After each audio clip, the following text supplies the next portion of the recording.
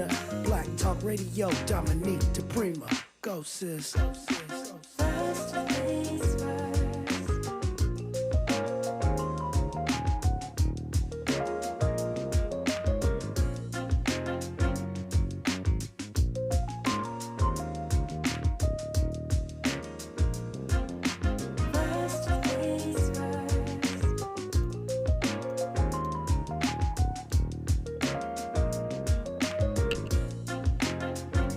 KBLA Talk 1580. Good morning. Good morning and God bless. I'm Dominique DiPrima. This show is called First Things First, and my very first thing today, each day, is prayer, giving thanks, giving praise, and asking for blessings from the Most High, asking for the blessings of the ancestors and the elders. And let's go. We got a lot to do, a lot to talk about, and much to feel, to support, to love, right? Okay, so this is how we do it. It is a Talking Point Tuesday. That's the day of the week when we extra focus on debunking, declawing the things that we say, things that are said about us that are untrue, that do not serve us. And sometimes they just come out of our mouths unconsciously because you hear things on social media or even the mainstream media with its sort of pose of objectivity. They put together these phrases and then everyone repeats them as if they were facts and rather than spin. And so we want to be conscious of that on Tuesdays. And so hour one, we look left coast, what's going on around here in the Cali side of town. Hour two, we go national, international, beyond. In the third hour, we do a deep dive on a person or persons, a topic of interest. We're pretty much on point with that today. Okay, so you're invited in every hour at 800-920-1580, 800-920-1580. You can call. Hour one, you, me, microphone, telephone, Miles, and the Most High. We got this. We do, locally some stuff going on. Okay, so, and much of it does have national implications. So we'll do that. Hour two, we'll be talking with Obi Egbuna Jr., and he's going to help us sort out the national and international headlines. He's got a degree in political science, among other things, a really acclaimed activist. So they'll help us sort stuff out. Hour three, we'll be talking with the iconic activist, singer, songwriter, icon Faith Evans. And we'll also be joined by Minister Hanan, who is a local peace activist. I say local, I mean West Coast, goes way back in the urban peace movement. And so we have a great show in store for you today. And I hope you'll stick around and hop in on YouTube, where the people gather virtually every morning, youtube.com, KBLA 1580. Speaking of virtually, please follow and like and subscribe and chat and comment and fight on KBLA 1580. We're on every platform. And you can find me at DiPrima Radio, DiPrima. Pretty sure you heard the president say that once he finishes with Iran, he's going to turn his attention to local activists, domestic terrorists, as he labels us, because anybody that doesn't agree with his worldview of race, gender, class, capitalism, have all been labeled by the Attorney General and himself as terrorists. Not the white supremacists, but those of us who fight for justice, liberation, progress. We're the problem, apparently. Anyway, I say that to say, yes, we have a weekend of no kings, and I know that's not always us that are there, although I think increasingly so as the outrages grow. And just be mindful, right? Don't go alone. As Aloe Black's song says, don't go alone. If you're going to go to a protest, if you're going to go to an action, it's better to go in pairs. It's better to have a number, whether it's your lawyer or your best friend who will call your lawyer, memorized. I know we don't memorize much anymore, but you want to do that You probably don't want to write it. People used to write it on their hand or their arm, but now they'll probably say it's an MS-13 tattoo. So you probably want to memorize that, get it in your brain. We can remember one number besides our own. And then some civil rights attorneys have said, have a letter with you that says, I've been detained by ICE or the feds, and that's addressed to your lawyer or your backup, whoever that is, the organization, the community organization that you work with, your lawyer, that has a stamp on it already, so that if you are grabbed up by ICE or federal agents or, whoever, Trump's private army, you can hand it to someone in the crowd and ask them to drop it in the mailbox. That's why you would already want to have a stamp on it, so that if you're taken to an undisclosed location or a Salvadorian prison, someone knows to start looking for you. That may sound dramatic, but that's where we are. That's where we are, friends. And also, if they get me, I am not suicidal. If they bump me off, they bumped me off. I didn't bump me off. Just for the record, okay? Just for the record. But yeah, I think we have a lot to celebrate, too. The fact that we have the spirit to go out and do these protests. The fact that these community-based organizations and activist organizations, whether it's in the reparations space, civil rights, things like the Black Student Achievement Program, people haven't stopped. There are big institutions and corporations that are preemptively surrendering, right? They don't want that smoke.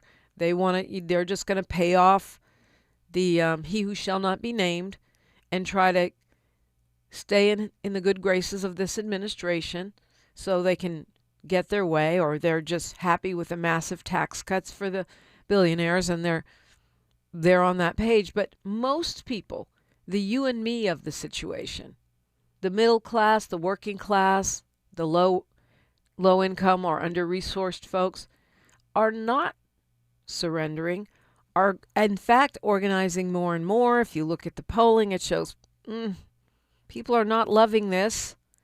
So that I am proud of, and I renew my pledge, as I hope you renew yours, to be courageous every single day. To be courageous in my case, and hopefully in yours. It's to stand for peace and humanity and the greater good, not selfishness, greed, those 7 deadlies. All right, well, there was supposed to be a debate tonight in the governor's race at USC, but it shall not be. The college has canceled it, which is really interesting.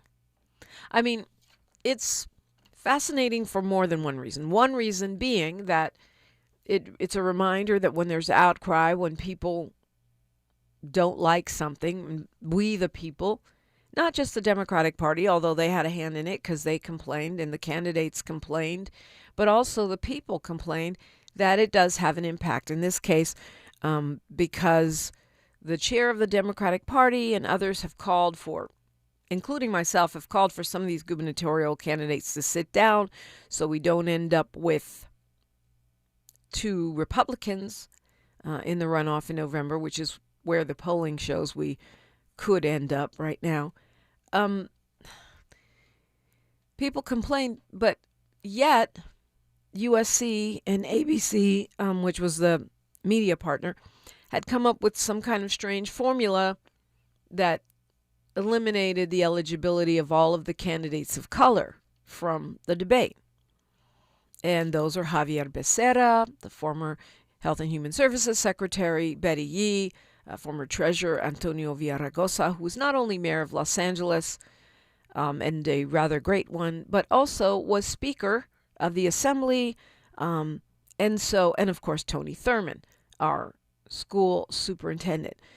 And so it wasn't really transparent, because they say low polling, but they included the mayor of San Jose, this guy Matt Mahan, who is also polling in the 1% and 2%, along with all of the candidates of color who I just mentioned, but happens to have a whole bunch of money, as well as ties to Rick Caruso, who was on the board of USC and who is supporting Mahan. And there's at least one other USC insider who is a consultant on the PAC that is supporting this guy Mahan. So somehow he, with 2%, winds up in the debate, and also, for whatever reason, sidebar, he just happens to be white like everyone else. So, of course, the candidates of color pushed back. They asked the others not to participate in this debate. Democratic legislative leadership put out a call to us, the voters, to boycott the debate unless the university invited the other candidates. And there was a letter that went out by the Assembly Speaker and the Senate President. We're talking about state leadership. Monique Limon, and leaders of the Latino caucus, the Asian caucus, the Black caucus, the Native American caucus, LGBTQ, Jewish, and women's caucuses. Not a good look for USC. So anybody that, usually can't agree on anything is like, there's something stinky about this. And so USC canceled. Now, they're not saying they did anything wrong. They're not apologizing. They are sort of, so far, digging in their heels and claiming that their formula was correct, but they have canceled tonight's debate. And I wonder what that means for the debates moving forward, for this race, while Democrats and presenters and institutions are fighting among themselves and can't figure out how to be fair. We got a governor's race that's coming closer day by day. It doesn't stop and pause because of stupidity or infighting or bad decisions. And when I say bad decisions, I really feel like the state Democratic Party's decision not to endorse is trash.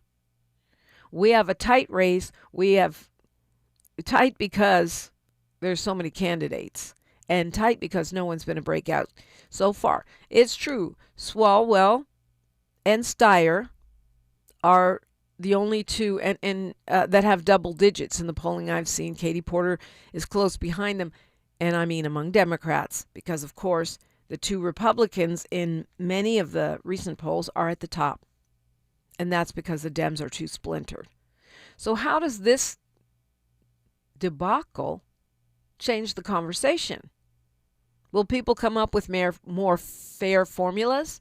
Are folks going to even have debates? Of course, we have to have debates. Will anyone drop out, or are they going to be doubling down and getting emboldened because of this disaster? Love to hear your thoughts on this and more. We're still dealing with the aftermath of the New York Times article and Dolores Huerta, the iconic civil rights activist, and their revelations about allegations around Cesar Chavez and what folks are going to do about it. I'm pretty sure you know what I think. I'd love to hear what you think. 800-920-1580. I'm Dominique DiPrima for KBLA Talk 1580. She's reclaiming her time on KBLA Talk 1580. More First Things First with Dominique DiPrima when we come forward. All the women who independent, throw your hands up at me. This March, we're turning up the volume on the women who changed everything. KBLA Talk 1580 is proud to celebrate Women's History Month, honoring the trailblazers, truth tellers, and game changers who shaped our world, our culture, and our community. From the freedom fighters to the firsts, from the boardroom to the front lines, from the unsung to the unforgettable. All month long, we're celebrating the stories, the voices, and the conversations that remind us that women, Black women, have always led the way. Don't miss a moment. This is our moment. This is our story. Stay tuned to KBLA Talk 1580, Los Angeles' home for the conversations that matter. I'm your girl, you're my girl, we your girls. Won't you know that we love you? Did you know about 1 in 3 people with plaque psoriasis may also develop psoriatic arthritis, which causes joint pain, stiffness, and swelling? Does this sound like you? Listen to what it sounds like to be a million miles away. Tremfya guselkumab, taken by injection, is a prescription medicine for adults with moderate to severe plaque psoriasis who may benefit from taking injections or pills or phototherapy, and for adults with active psoriatic arthritis. Serious allergic reactions and increased risk of infections and liver problems may occur. Before treatment, your doctor should check you for infections and tuberculosis. Tell your doctor if you have an infection, flu-like symptoms, or if you need a vaccine. Imagine being a million miles away. Explore what's possible. Ask your doctor about Tremfya. Visit tremfya.com or call 1-800-526-7736.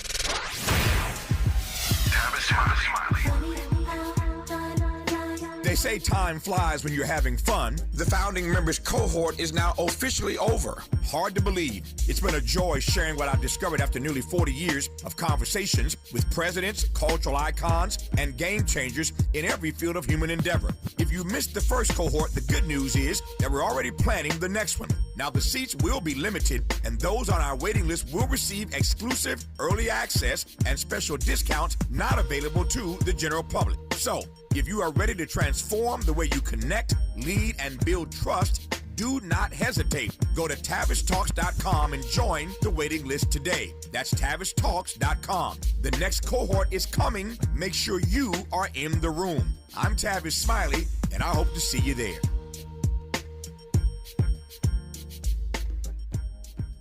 Your ancestors' favorite radio station, and your favorite morning show host. Let's get back to Dominique DiPrima right now. Right now, I would be remiss if I didn't remind us all that this is the week of the women's takeover at KBLA, and we are going to be doing that on Friday in celebration of Women's History Month. I will be hosting the second annual State of Black Women in LA. Looking forward to that. We have some great guests for you, and we are going to be doing our broadcast to kick off all women all day long. They'll be broadcasting from the station, and you'll be able to hear all of the great KBLA hosts, as well as Amanda Seals and Santita Jackson hosting their own hours throughout the day. I will be anchoring that broadcast with a remote live from Doolin's Soul Food Kitchen. They're offering the breakfast for $15.80 in honor of us, KBLA 1580. And so come have breakfast, break bread with us. We'll be there from 6 a.m. to 9 a.m. He's opening. He doesn't open 6 to 9 on weekdays, but he's opening specially for you, especially for me. And we will have breakfast together. We will discuss, as we did last year. We'll discuss the discussion, and we'll hear from some experts and lawmakers and leaders in many different areas of influence, movers and shakers, Black women in LA. And so I am absolutely looking forward to this. And it's Doolin's on Crenshaw. Don't get it twisted and go over to Manchester. It's Doolin's on Crenshaw. We will be there. And we are going to be broadcasting the radio show all 3 hours from there. And you are invited.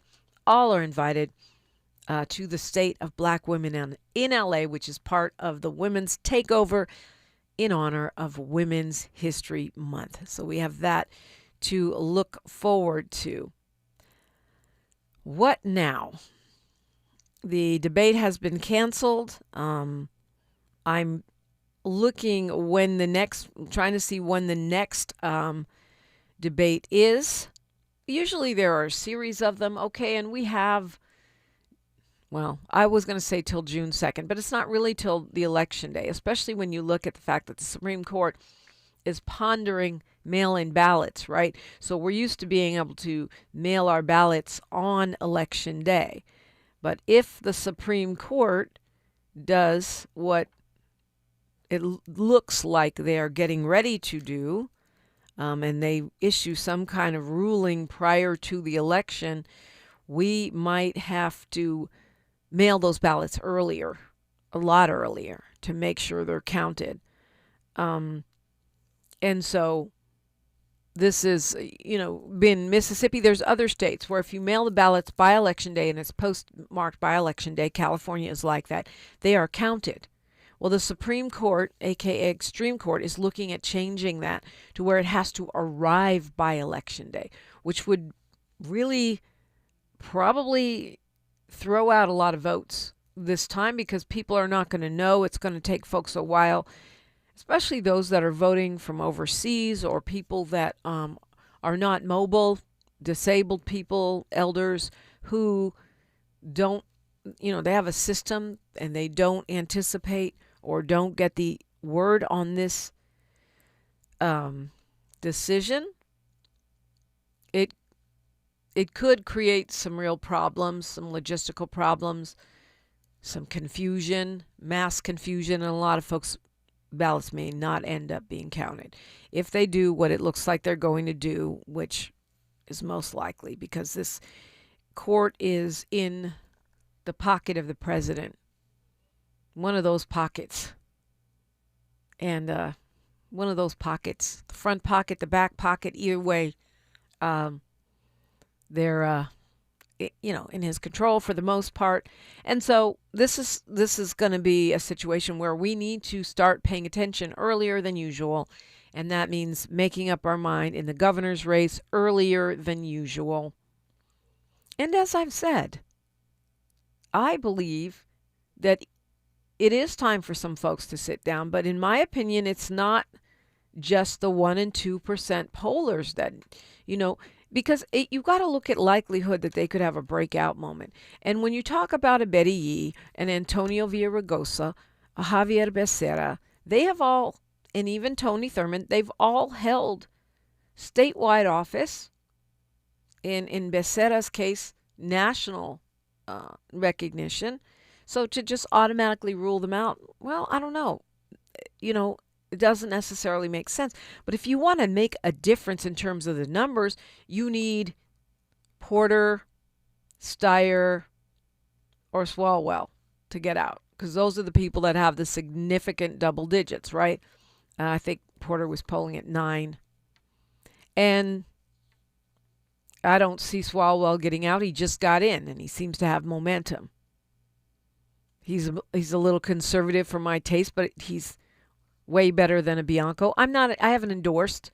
We, the KBLA delegation, are not doing on-air endorsements this cycle. Well, we will bring you the facts. We will bring you the evidence. We will let you know what the folks are up to. And to me, you're looking at Katie Porter, who was the spoiler in the Senate race, or one, spoiler and for sure in the primary in the Senate race. Maybe Schiff would have won no matter what. It seems like he was well funded and well organized and also had name recognition. But in terms of bumping Barbara Lee, the black woman who, in the opinion of many of us, had been promised the seat by the governor, she played a key role in that. And she lost. Okay, leaving an Orange County seat in jeopardy. And then she has had a scandal early in the race. So logically, you would say she would take one for the team. Sit down. She's young. She's quite smart. She can run for lots of things and not jeopardize California with having 2 Republicans in the runoff. Somebody's going to have to do it. They've got to put on their big boy and girl pants and figure it out. But in the meantime, I would think that USC would say, you know what, come one, come all. Let's do this. We don't want that smoke. Let's just have it. let's just have a debate with everybody, and then we can come up with something more transparent for next time. And at least we will be helping to educate the public around this governor's race, which is, I would say, in my opinion, with 2 months out until we go to the polls, and arguably less with the extreme court possibly limiting the scope of our mail-in ballots. We're at crisis point. We are at a whole crisis point in the governor's race. And so Dems are going to have to be big boys and girls and make a plan. You know, the horse trading that politicians do, they're going to have to do that around this governor's race and who's running. It's not you get to be governor and you get to be governor and you get to be governor and you get to be governor. That's not what it is. This has to be strategic politicking. Oh my. Did you hear the news, the Cosby news? We will unpack that. There is new polling around the mayoral race in the city of Los Angeles, and a lot more. 800-920-1580, news, traffic, and sports, then more on KBLA Talk 1580. Thanks for starting your morning off with a voice that speaks truth to power and the powerless, getting to the heart of what matters most in our community. This is where authentic conversation meets real action. From breaking news and politics to culture and community solutions, this is where you hear perspectives you won't hear anywhere else. This is where we come together, get informed, and make change happen. You're inside First Things First with Dominique DiPrima on KBLA Talk 1580. Good morning, sunshine. You make my day. I'm Bree Wood with BIN News Now. ICE agents are showing up at airports today to support unpaid TSA staff during the shutdown. Black Florida Republican Byron Donalds says Democrats are playing politics by holding up Homeland Security funding. These guys, they got families like anybody else. They're Americans like anybody else. It's terrible what's happened to them. He will meet with FAU College Republicans today in Boca Raton. A California jury has awarded Donna Motzinger $19 million after she testified Bill Cosby drugged and raped her in 1972. Cosby's team denied wrongdoing, but after 3 days of deliberation, jurors sided with Motzinger and say more punitive damages are still to come. And the Gracie Awards are out, honoring Oprah Winfrey for her podcast, Rhea Seehorn for her Apple TV role, and Abby Phillip for CNN's Newsnight. Other winners include Monica Lewinsky and Tina Knowles. The gala is May 19th in LA. Get BIN News Now on demand 24/7 on the iHeartRadio app. For nearly 50 years, OPL Law has changed lives, restored futures, and delivered justice. When your world turns upside down after an accident, reputation and success matter. We're real people who fight for real people. OPLLaw.com. This is the KBLA Sports Minute with Ray Richardson. The Lakers' winning streak ended at 9 Monday night at Detroit. The Pistons beat the Lakers 113-110. Somebody named Dennis Jenkins scored 6 of his 30 points in the final 34 seconds to help the Pistons secure the win. The Clippers are back at 500 after pounding Milwaukee 129-96. Kawhi Leonard had 28 points and 3 steals. The UCLA women's basketball team advanced to the Sweet 16 of the NCAA tournament for the 4th straight year. UCLA beat Oklahoma State 87-68. Lauren Betts dropped a career-high 35 points. The Bruins, 33-1, faced Minnesota Friday night in the Sacramento Regional. The season is over for the USC women's team. They lost by 40 in their second-round matchup at South Carolina. USC finishes at 18-14. You have to wonder how different things might have been this season for the Trojans with All-American Juju Watkins. No debates, no speculation, just the info you need. That's your KBLA Sports Minute. I'm Ray Richardson on KBLA Talk 1580. Roger and Tracy saved over $18,400. Cynthia was recovering from a family tragedy and saved over $10,300. If you are drowning in debt, then call Debt Blue. Debt Blue is a professional debt negotiation firm with over 20 years of experience helping people pay back a fraction of what they owe. Learn how to cut your debt up to half or maybe more. Be debt-free in 24 to 48 months, even with bad credit. With an A+ rating from the BBB, you can rest easy knowing Debt Blue is going to deliver guaranteed debt reduction. Debt Blue offers a success guarantee guarantee you pay nothing unless your debt is reduced or completely resolved. That's right, you save money or it's free. Call now for significant debt relief and a free consultation. 800-200-8879. That's 800-200-8879. You don't have to declare bankruptcy. This program works if you owe $10,000, $20,000, or even $100,000 in debt. Call for your free consultation today. 800-200-8879. That's 800-200-8879. All I need is one mic. With a KBLA Talk 1580 editorial, I'm Tavis Smiley. So, who's really paying the price? Scores of people dead and counting. Over 9,000 homes burned to the ground. Entire neighborhoods in Altadena gone.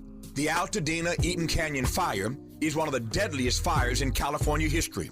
And Edison's own CEO told investors the company has not identified any other possible source of ignition. In other words, they started it. So, what does the man at the top walk away with? Pedro Pizarro took home $16.6 million in cash, stock, and other compensation last year, a 20% raise from the year before. Let that sink in for a moment. A 20% raise, while families in Altadena are still sifting through the ash. Now, Edison will tell you they cut executive bonuses by 40%. Sounds like accountability, right? Wrong. 6 senior executives lost an estimated $2 million in bonuses. On the very same day, the company reported $4.5 billion in profit for 2025. $2 million out of $4.5 billion. That math ain't mathing. That's not a penalty. That's a rounding error. And here's the part that should really make your blood boil. Over $1.6 billion in damages from a previous fire that SCE equipment started is now being covered not by the company, but by SCE customers just like you and me through rate hikes. The victims of utility failures are being asked to pay for the utility's failures. Sickening, shameful, disgraceful, reprehensible. You choose your own word. The people lost everything. The CEO got a raise. The company posted record profits, and your electricity bill is going up. As you well know, KBLA Talk 1580 has been out front and unapologetic about demanding accountability for SoCal Edison. But this is far from accountability. This is the system working exactly as it was designed, just not for you. With the KBLA Talk 1580 editorial, I'm Tavis Smiley. As always, we welcome your feedback. Thanks for waking up with Dominique DiPrima on KBLA Talk 1580. I do thank you. If you want to weigh in, 800-920-1580, 800-920-1580 is the number to call. So Bill Cosby, a huge award in a case against him. This is a woman who was a waitress who he allegedly abused after inviting her to go to one of his comedy shows. This is in 1972.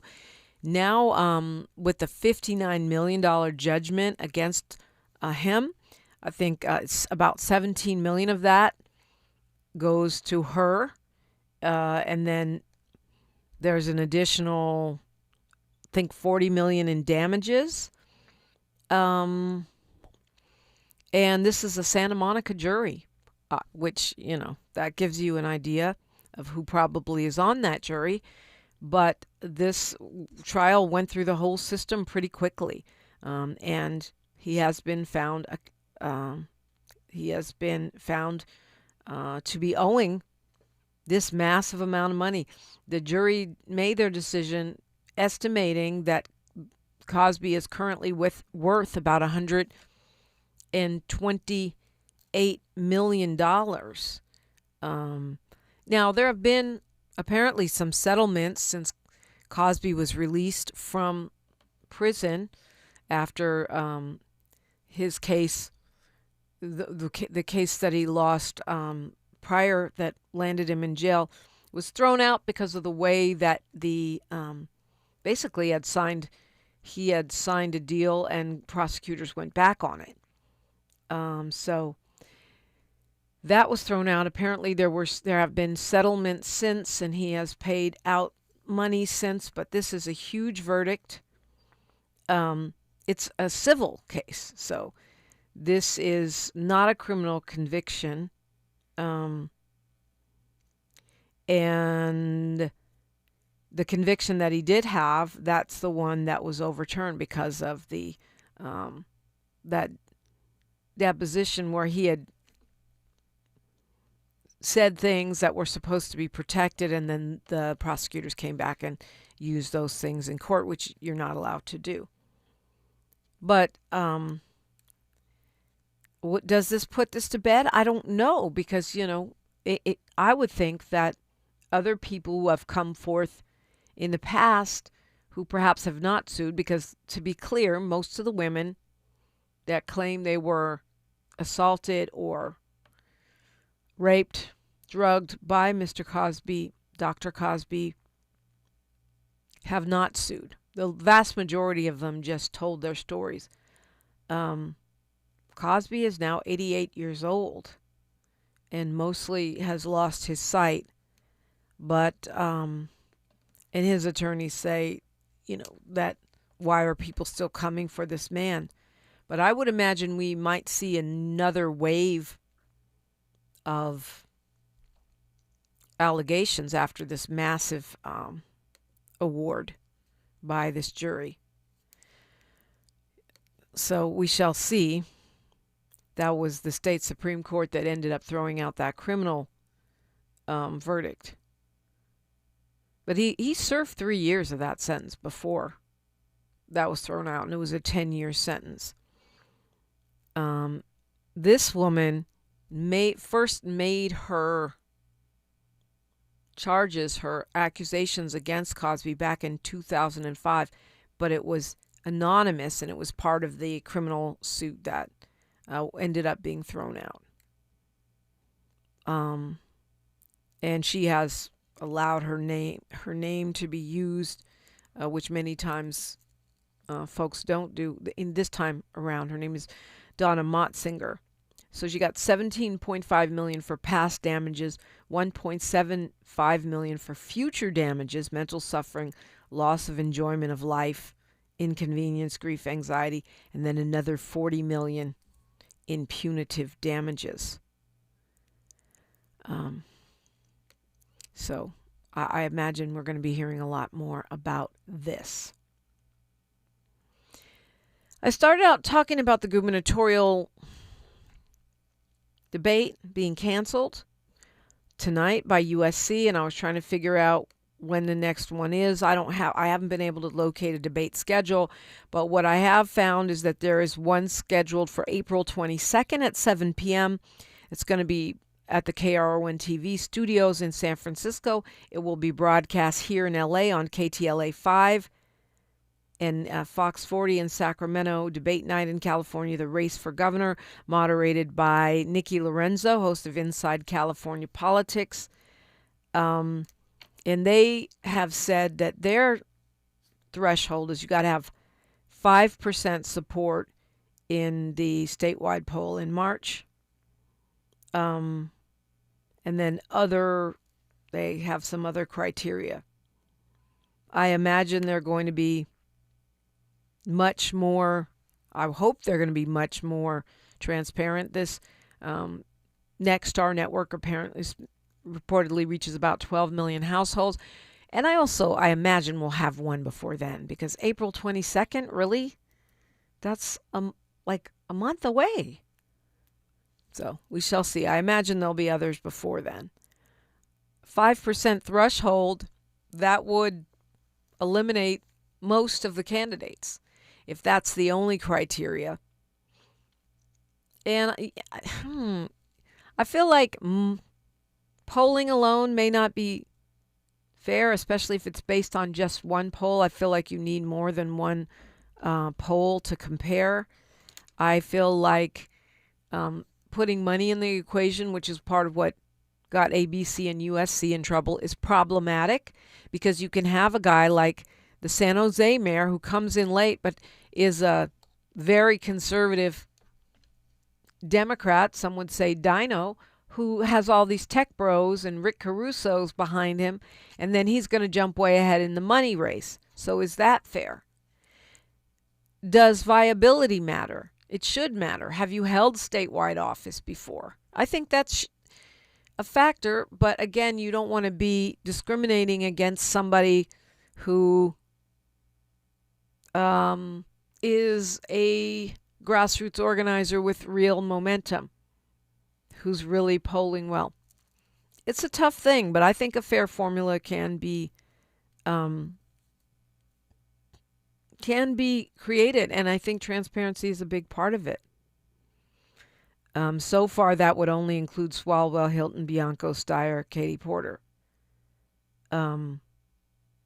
And they've all said they will appear. But once again, we'll have we'll have a debate with no people of color, according to their formula. It's a tricky one. But part of the urgency of this election is being played out with the moves that the Riverside sheriff, who's one of our leading candidates, and this distresses me so much. This is an Oath Keeper. He has admitted to being a member of the Oath Keepers. He claims it's former, but as I've said on this show, to me, Oath Keepers is like Klan. Once an Oath Keeper, always an Oath Keeper, unless you come all the way out like some of those Reformed Klans people who go around the country fighting racism and they disavow white supremacy. You have not heard Chad Bianco disavowing white supremacy. Quite the opposite. He parrots MAGA talking points, and he still sounds like a Proud Boy. So you can say former if you want to, but clearly that's his orientation. And he is the leading candidate for governor in California right now. Why is this not ringing alarm bells with Dems? Anyway, he seized 650,000 ballots from the November election on what he calls a fact-finding mission to determine if they were fraudulently counted. The state attorney general is criticizing it, but I need more than a critique. I need a restraining order, something. Oh, we got a strongly worded letter. Bonta said that sets a dangerous precedent that will only sow distrust in our elections. He threatened legal recourse, but that letter went out March 4th. I think it's time to make good on those threats. A sitting sheriff seizing ballots? That doesn't worry you? That's not giving military coup junta vibes? It's not giving Banana Republic vibes to you? He said he's looking into allegations by a local citizen group that did their own audit. And by doing their own audit, they mean parroting what Trump did in 2020, where he whined for 4 whole years. And every single judge found it was BS, including judges appointed by him. Claiming that the tally was inflated by 45,000 votes. Election officials have already looked into this. They've already found there to be no truth to it. Well, apparently this happened back in February. Bianco just went in and took 1,000 boxes of ballots from Riverside County. And we're talking about Prop 50 here. So he's trying to be a MAGA hero and stop the what the voters agreed to do, which is counterbalance the unethical move by Texas in changing their districts at the command of the president. Prop 50 passed. We redrew it allows us to redraw the state's congressional districts, creating more seats for the Democratic Party. That goes away, and we return after the next census to the redistricting commissions, the voter approved redistricting process, right? Which takes it out of the hands of legislators. He's saying it's his constitutional duty to investigate a potential crime, that he's not trying to change election results. But that is bull. How do you put your hands on ballots. How is that ethical? How is that a role of a sheriff? You're supposed to be fighting crime, not interfering in elections. All of the ballots counted in Riverside County he's got, where Prop 50 passed with 56% of the vote. That's an 82,000 vote margin. It's not as big of a landslide as it won by everywhere else, but it's a solid majority, and it's more than this alleged discrepancy made up by citizen volunteers. You know who those folks are?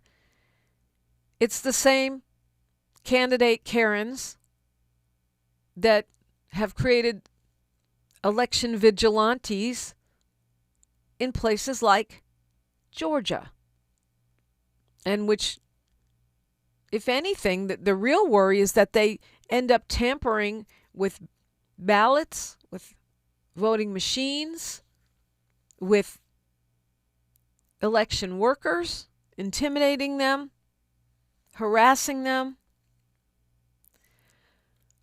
And this is a preview of coming attractions of what we can look forward to if y'all allow this man to become the governor of the state of California. He says he claims he served the registrar with a warrant that was signed by a judge. And that he says that, and Bonta's office says there was another warrant issued later in February. The sheriff says those warrants are now sealed. Say what? Sealed warrants for a Republican sheriff who's running for governor to seize our ballots? Oh, I've got questions. Now, those ballots would have hung around for 22 months. Then they would have been destroyed. By seizing them, he can stop that from happening. And yeah, it may well be just a publicity stunt. It may well be him trying to show that he's the most loyal sycophant in all of MAGA universe. The MAGA-verse. Trying to get further up the president's backside so that maybe he can get money or activate those voters in Orange County. LA Times quotes a political science professor from Sacramento State saying that it's an electoral ploy. I don't care what kind of ploy it is. You don't get to put your hands on our ballots and then hide the warrants. This is all bad. This is the MAGA playbook. Wah, wah, wah, the election is stolen. Wah, wah, wah. I want to challenge or at least undermine and illegitimize Prop 50. He says, oh, this has nothing to do with my campaign for governor. Really? I don't think there's a jury in the land, not even a MAGA jury, that would believe that. That in the heat of election season, you decided to confiscate ballots from the county where you're running and try to curry favor with the president and the MAGA voters and undermine a free and fair election. That has nothing to do with your governor's bid. You believe that? I got a bridge I can sell you. 800-920-1580 if you would like to weigh in. I want to take a look at this polling, new polling in the mayor's race. What it means, if anything at all. Love to hear from you. 800-920-1580. I'm Dominique DiPrima for KBLA Talk 1580. More of First Things First with Dominique DiPrima when we come forward.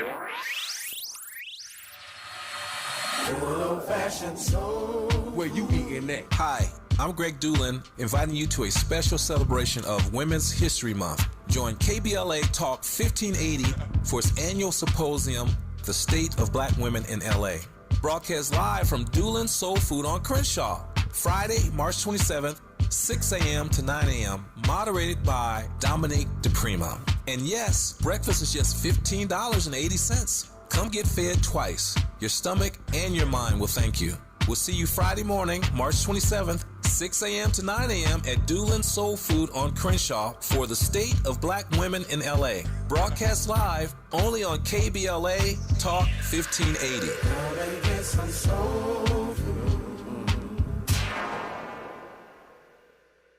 Looking for a purposeful and passionate way to make a difference in your community? Volunteer with our Senior Medicare Patrol and help prevent Medicare fraud. S&P volunteers work in their community educating peers about healthcare fraud and how to prevent and detect it. Free training starts soon. Check us out online or at an S&P open house near you. We're on a mission to stop fraud. Join our team. You make a difference. Visit caSMPvolunteer.org. Breathe easier with the South Coast Air Quality Management District mobile app. Get real-time air quality updates, forecasts, and alerts when air quality is poor right on your phone. It's free and easy to use. Just search South Coast AQMD and download today. What's your air quality? Heading out of town this spring? Metro makes getting to LAX easier than ever. Just take the C or K train lines to the new LAX Metro Transit Center. Then catch a free shuttle straight to your terminal. Easy, affordable, stress-free. Travel smart. Go Metro. Girls who run the world. Girls who run this mother. Women's History Month doesn't end. It crescendos. This Friday on KBLA Talk 1580, it's a total takeover. All day, all night. Women's voices only. Santita Jackson and Amanda Seals join our all-star lineup of women talkers as special guest host for the day. Oh my God! And our lineup of guests includes entrepreneurs, poets, elected officials, authors, activists, creatives, and music artists, including the Grammy Award-winning Faith Evans. I never knew there was a love like this before. And Guapale.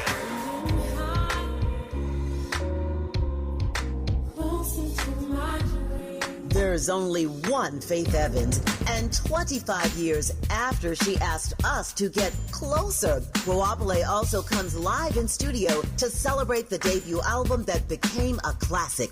This Friday, only on KBLA Talk 1580. Tune in, turn it up. This one's ours. We run this mother. Find a righteous rage and don't be afraid to say what you see. We're KBLA Talk 1580. All right, so there's new polling out on this election season is among us, you all.